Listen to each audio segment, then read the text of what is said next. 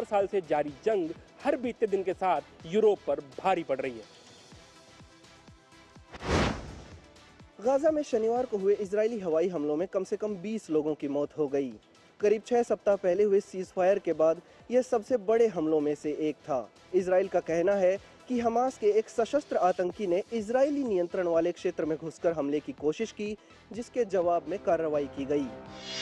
Gaza में स्थानीय स्वास्थ्य अधिकारियों के मुताबिक पहला हमला गाजा शहर के रिमाल इलाके में हुआ, जिसमें 5 लोगों की मौत हो गई।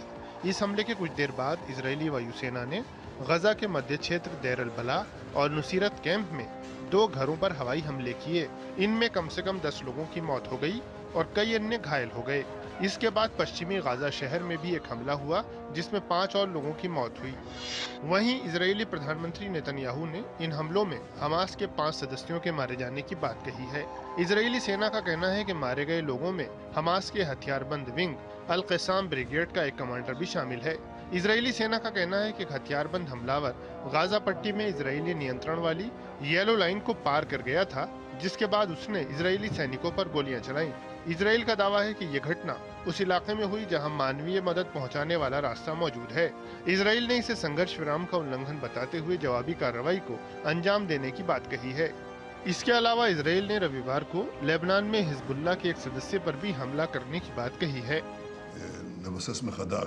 हम आतंक पर कई मोर्चों पर हमला कर रहे हैं। इजरायली सेना ने लेबनान में हमला किया और हम गाजा पट्टी में भी यही कर रहे हैं।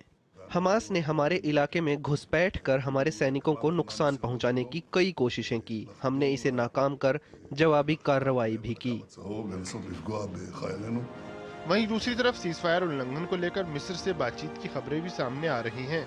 बताया जा रहा है कि हमास का एक प्रतिनिधिमंडल इस मुद्दे पर संघर्ष विराम के मध्यस्थों से बातचीत करने के लिए मिस्र पहुंचा है। फिलिस्तीनी अधिकारियों के मुताबिक सीज़फायर लागू होने के बाद इजरायली हमलों में 300 से ज्यादा लोगों की मौत हो चुकी है। दोनों पक्ष एक दूसरे पर सीज़फायर के उल्लंघन का आरोप लगा रहे हैं। देखना होगा कि स्थायी शांति के दावे के साथ राष्ट्रपति ट्रंप की कोशिशों से हुआ यह सीज़फायर आखिर कितने दिन टिक पाएगा। सोशल मीडिया प्लेटफॉर्म एक्स ने अपना एक नया फीचर शुरू किया है।